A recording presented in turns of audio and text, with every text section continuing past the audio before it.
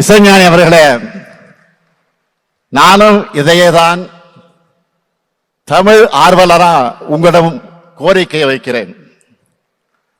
சங்க தமிழுக்கு, தமிழ் இலக்கியங்களுக்கு நீங்கள் இசையமைச்சு சில ஆல்பங்கள் வெளியிடணும். எப்போதும் முதலமைச்சர் கோரிக்கை வைப்பாங்க.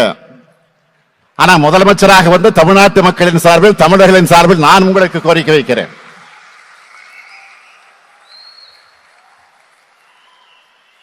இசை ஆளுமையும் தமிழ் புலமையும் கொண்ட நீங்க இந்த கடமையை செய்யணும்.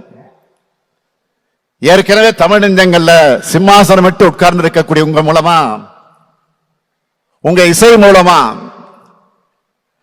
தமிழ்ச்சுவையை அடுத்தடுத்த தலைமுறையினருக்கு பரிமாறப்படணும். ஏனென்றால் ராஜா கைய வச்சா அது ராங்கா போனதில்லை.